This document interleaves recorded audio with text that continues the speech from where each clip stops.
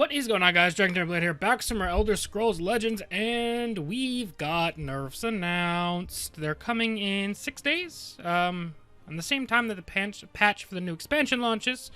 We're going to have these nerfs coming in, so we're just going to toss these things on screen, and we're going to chat about them. I'm going to give you guys my thoughts, and I may die of thirst, because I had a company picnic today, played a lot of basketball. I haven't done much of anything in quite a while, so if I have a heart attack on camera, that's why. So first up, we've got Transitus Shrine.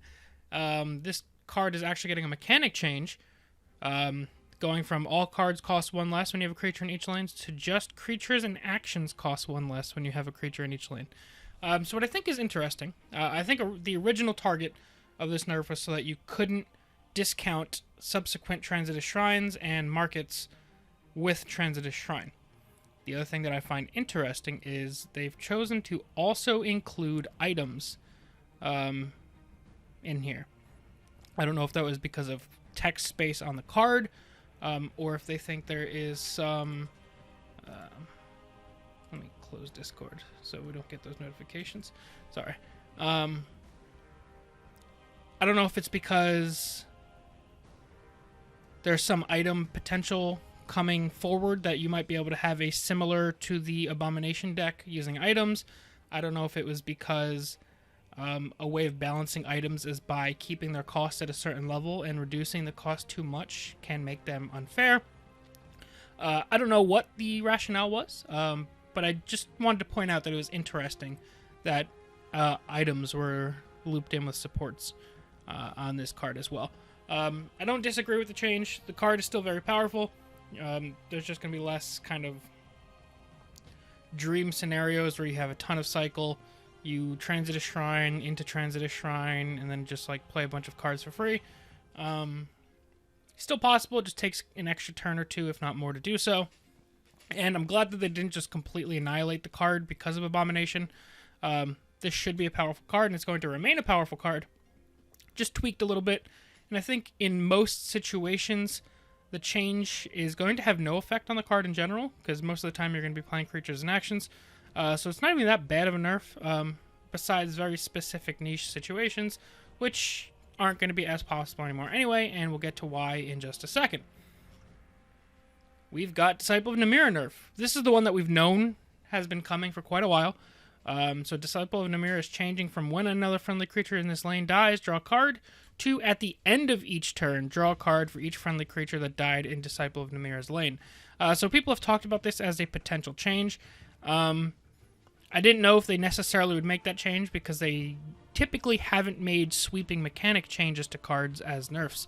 But I think this one's interesting because it still keeps that same high draw power potential for the card, but you just get a delayed payoff for it. So instead of being able to cycle through your deck forever in decks like Doomcrag or Abomination, now you kill a bunch of stuff off, and then you get all of those cards at the end of your turn. So certain things are still possible. Like, I think Doomcrag can still make this card work. Doomcrag doesn't get as much wipe the entire board instantly because you keep cycling your cheap creatures kind of thing going. But you can play Disciple of Namira, play your probably between 1 and 3 cheap ping creatures to kill, and if you sacrifice those cards, you'll get 1 to 3 cards at the end of your turn, and then just you kind of give that extra turn. So that kind of eliminates blowouts that Doomcrag could have in their dream situations where they find Doomcrag, Disciple, and have a bunch of cheap stuff pretty early. This also pretty much obliterates all Abomination decks. You could probably try... It's not going to be a one-turn Abomination, and honestly I don't think it's good enough anymore to even try because of how cheap those creatures are. But I like that Disciple was kept in its spirit, and I think you kind of can still get the value in a quote-unquote more honest way with this card. It's just going to be you no longer can cycle through your whole deck in a turn, but it's still very realistic and possible that you could easily draw between 1 and 3 cards with this card. And that still makes it incredibly strong. I wouldn't have been opposed to them like bumping up the health by 1 point or something like that, or maybe bumping up the attack by 1 point. But I don't think it necessarily needed it, and I do like this change. So, Next up, we've got Lilindril Hexmage. Nerfed and buffed, actually. The after you play an action, deal 2 damage to your opponent has become after you play an action, deal 1 damage to your opponent. And her attack has gone from 4 to 5. This is almost completely because of Market Assassin. It's very strong. And it's still pretty strong, to be honest. And that's, as much as I don't like playing against the deck, I like that Hexmage is still possible. The card is still strong. You're still going to be able to push a lot of damage with Burn Assassin. Just being 1 damage instead of 2 means you either really need to take an extra turn to set up, or maybe you need an extra turn to finish off your opponent. And I think that makes the deck more fair. Market Assassin was winning the game pretty often on turn 5 and 6. If this Hexmage changes that from 5 and 6 to between 6 and 8, I think that's kind of a sweet spot for kind of burn combo style decks. And the 5 attack means that whenever Hexmage has to attack, it packs that little extra punch. If by some chance, like now, your combo is more than likely going to have to be a 2-turn combo. So now if Hexmage gets a chance to attack, it pushes a little bit of extra damage as well. And, I mean, this isn't super relevant, but you got 5 Power Matters cards if you play like a regular or a less all-in Burn Assassin that plays like Awakened Dreamer, or any of those other Dagoth-y cards. Hexmage can now trigger those guys. Next up, we've got Cast into Time. This was a surprising one for me. It's not that I didn't want this card to be adjusted, it's that I didn't think that this card was going to be on their radar to adjust, if that makes sense. So it's changing from banishing a creature and all creatures from your deck with the same name to just flat out banish a creature. I like this change a lot. So now it's still powerful. It still goes toe-to-toe with Piercing Javelin.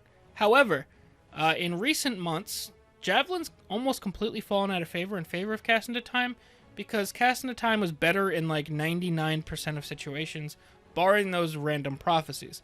Cast into Time, still incredibly strong, takes a creature and doesn't put it in the discard pile, also avoids Last Gasp effects, so Cast into Time is still a very strong piece of removal, but it just removes like that really crappy feeling of like, let's say you built your entire either mid-rangey type of deck or whatever around 1 or 2 specific bomb cards. Like if my deck's really trying to go for like Child of Foreseen Rage combo, and I drop Child of Foreseen and it gets Cast into Time, I'm almost out of win conditions because your 1 card removed 3 of mine. So that kind of gets rid of that kind of unfair situation where if your opponent drew all 3 Cast into Times, they played 3 cards and they can remove up to 9 of your win conditions or incredibly important cards, high power cards, stuff like that.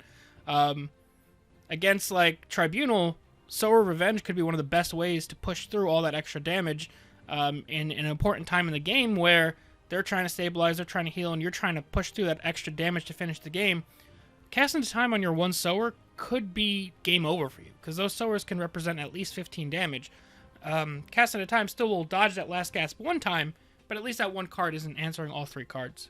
Another change that, again, wasn't expecting it, but very, very happy to see this.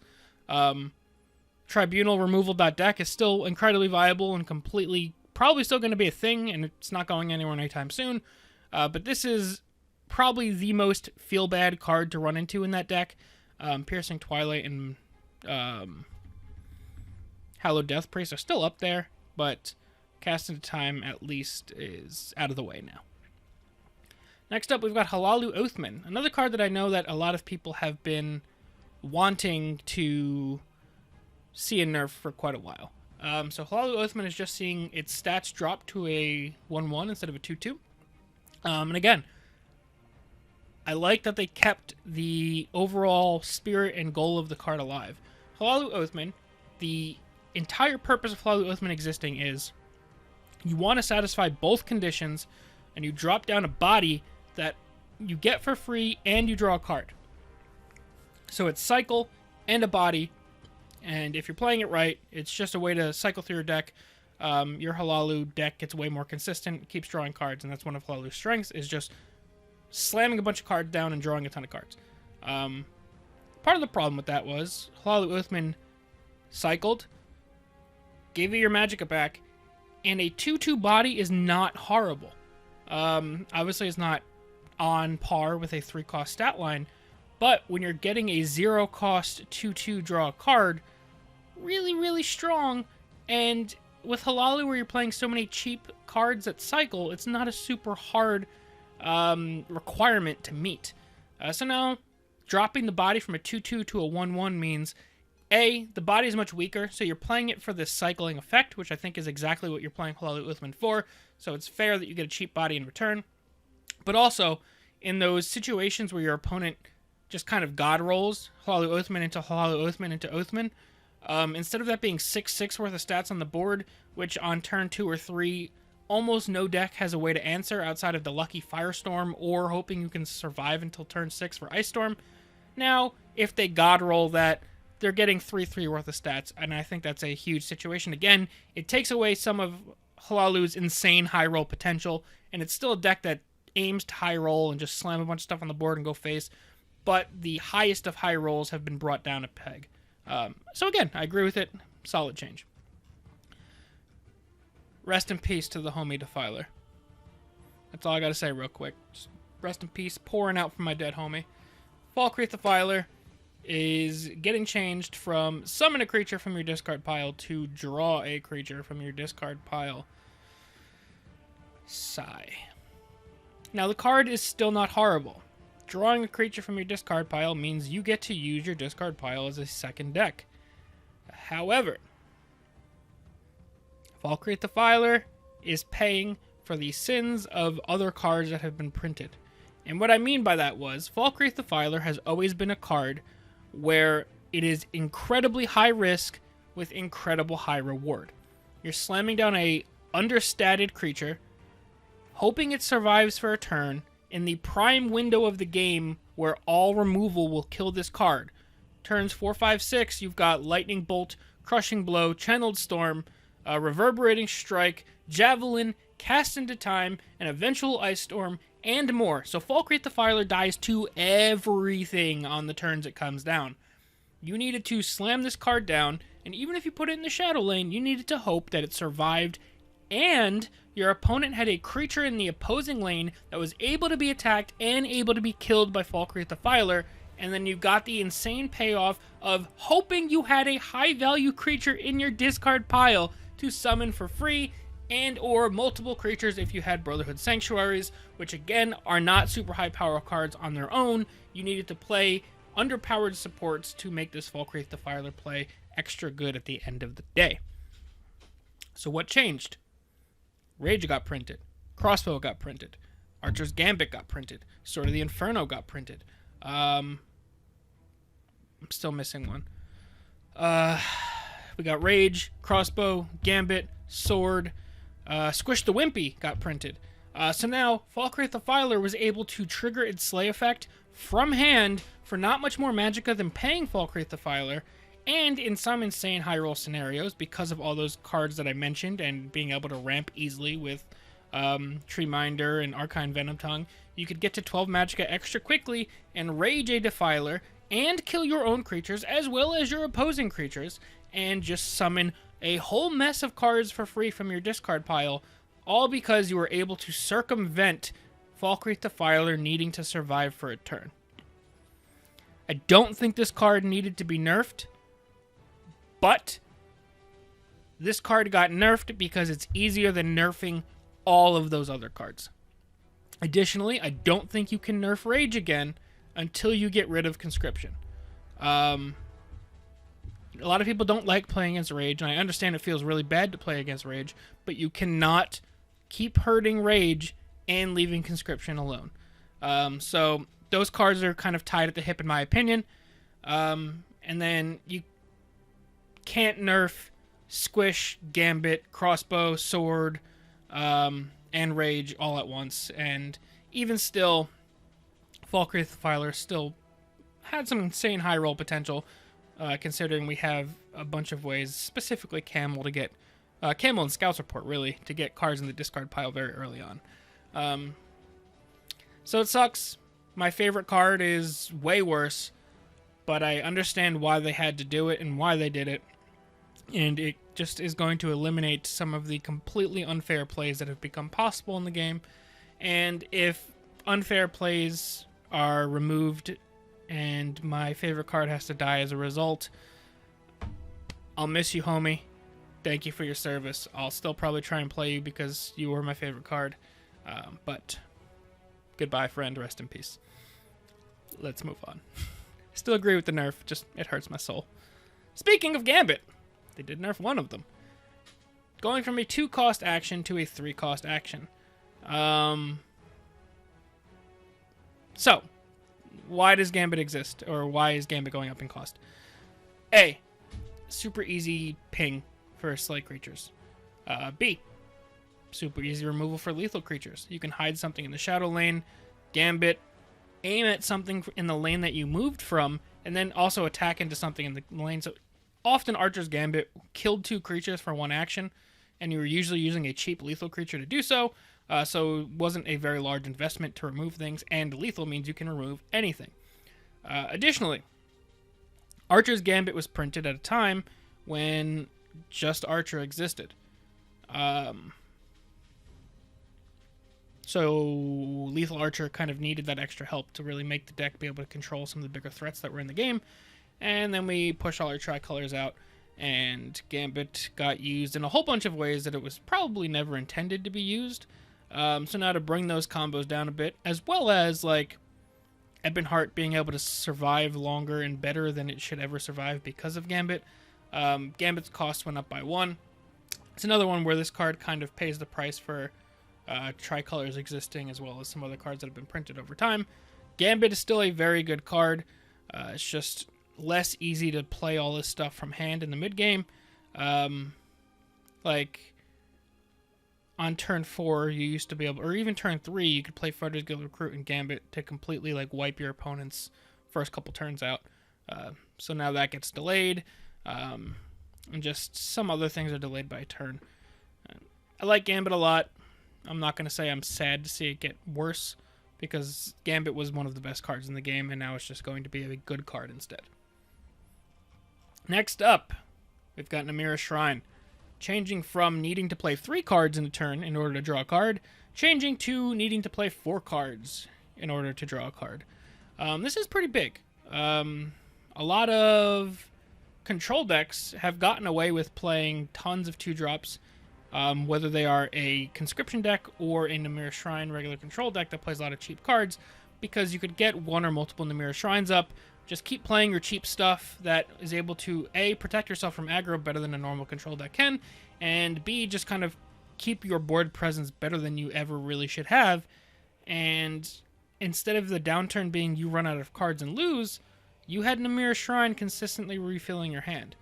So now playing 4 cards in a turn, that means you're paying at least 8-ish magicka to get 1 card back, and in a situation where you get 3 Namira Shrine up, you can't ever completely refill what you played every turn, unless you're playing some cycle as well. What I mean by that is if you had 3 Namira Shrine before, you could play 3 cards in a turn, draw 3 cards, and you're still net 0. Actually, you're net 1 because you drew your card at the start of the turn. So you could actually have too many cards with triple Namira Shrine if you were only playing 3 per turn. So now, if you have 3, you play 4, and then you draw 3, and your 1 that you drew at the start of the turn means you're going net 0. So just not being able to gain card advantage while dumping your hand in a triple Namira Shrine scenario, very good. I know triple Namira Shrine scenario is not super common, but some of these nerfs are to target those dream god roll scenarios and bring them down a tad. But also, you guys know how I feel about neutral deck definers. You shouldn't be able to just slap in an easy to achieve neutral requirement into literally any deck and be able to draw endless cards unless your opponent has support removal. I wouldn't have minded if they just got rid of Namira Shrine, but making it harder to trigger is completely fine in my book. Next up, another surprise, but not surprise, if that makes sense. Dawnbreaker is getting changed from destroying an enemy undead on summon to banishing a creature if it is undead when you slay with Dawnbreaker. So it's no longer a free javelin. you have to actually attack the undead, and then it will get banished. From what I've read about Dawnbreaker, that makes it a more lore-friendly ability. But also, Dawnbreaker's still good. A 4 Magicka +4/+4 item is very good regardless of the extra text. We have Dwarven Armaments, I think. That's a 6-cost item. That's +5/+5. So this is 4/4 with extra text as an upside. And again, it just removes the super uncommon scenario where you're an aggressive deck, or even mirror, whatever, where I top deck Dawnbreaker and I get to also kill your, ranging from Barrowstalker to Dark Guardian, which are the most likely cards you'll see on the board if you draw Dawnbreaker on curve. So if I'm an aggro deck, I get to put +4/+4 on a creature and remove your guard and then go face. So that was an insane high roll situation. But also, in the mid to late game, Dawnbreaker put 4/4 stats on a creature and could just flat out kill Night Talon Lord, Blood Magic Lord. A lot of the most powerful creatures in the game just got insta-killed by an item that also gave +4/+4. This was like +4/+4 plus sometimes a Javelin. Duh, everybody knows that was super strong. The item itself was not broken. It was the high roll situations that created incredibly unfun situations. And what did they do? They brought down some of the super high roll situations while still leaving the card incredibly powerful. Dawnbreaker's still a very good card. It's just not going to insta-win you the game when you top deck it on turn 3 or 4, and your opponent that's trying to survive your aggro onslaught only has a Barrowstalker or a Dark Guardian to put in your way. Yes, you can still trade and banish that Dark Guardian so that they can't bring it back later with Odernarin Necromancer, but you don't get to insta-destroy it and push 4 damage. That is easily, or it was easily, like, let's say I play Riftbane on 2, my opponent plays Dark Guardian on 3, I ring out Dawnbreaker on 3. So, I have an 8/6 Riftbane, and you have a 2/5 Dark Guardian. Old Dawnbreaker meant I insta-killed your 3-drop and then hit you in the face for 8. New Dawnbreaker means I equip it and I'm still high rolling you, but I have to trade into your Dark Guardian. You only get hit for 3 damage instead of 8, and your guard did a little bit of work for you. Like, yeah, Dawnbreaker's still really good in that situation. You just pushed a ton of extra damage, but it was the difference in 5 damage on 1 turn.